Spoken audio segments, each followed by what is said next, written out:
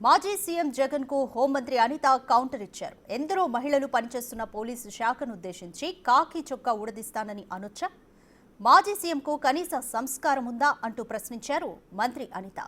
YCP ప్రభుత్వ హయాంలో TDP నేతలు, కార్యకర్తలు 2800 చిలుకు హత్యలు జరిగాయి. వారందరినీ పరామర్శించే దమ్ము జగన్ కు ఉందా అంటూ ప్రశ్నించారు. జగన్ ఇలాంటి ప్రవర్తన వల్లనే 151 నుంచి 11 ఎమ్మెల్యేల సంఖ్యకు పడిపోయారని విమర్శించారు.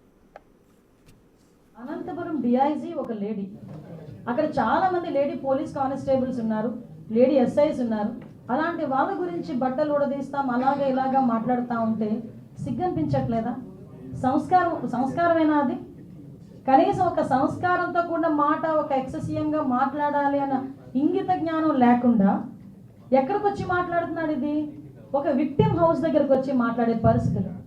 ఎవరి గురించి వెనకేసుకొస్తున్నాడు? ఒక పోసాని కృష్ణమురళి గురించి, ఒక నందిగాం సురేష్ గురించి వెనకేసుకొస్తున్నాడు. మేము ఈరోజు ఇందాక మేము చెప్పాం, ఎమ్మెల్యేలు ఎంపీల గురించే మాట్లాడాం.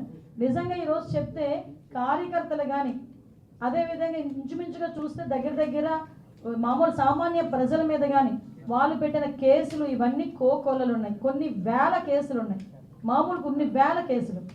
జగన్మోహన్ రెడ్డి హయాంలో 5 సంవత్సరాల్లో దగ్గర 2826 హత్యలు జరిగినాయి. నిజంగా నేను అంటున్నాను జగన్మోహన్ రెడ్డి నీ హయాంలో 2800 పైచీలకు హత్యలు జరిగినాయి. వీళ్ళందరి దగ్గరికి కూడా నువ్వు వెళ్తానన్నా కూడా మేము విత్ ప్రొటెక్షన్ పంపిస్తాం, వెళ్ళు, మేమేం కాదని చెప్పట్లేదు. వాళ్ళందరి దగ్గరికి వెళ్ళి పరామర్శించే దమ్ముందా నీకు?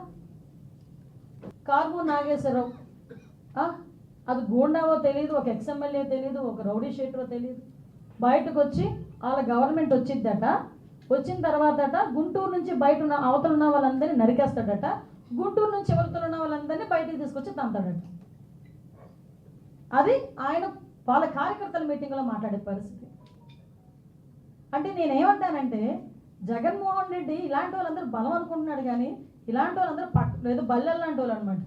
లాస్ట్ 151 సీట్లు ప్రజలందరూ ఇస్తే మీరు ఇలాంటి పనులు చేసే 11కి దిగారు.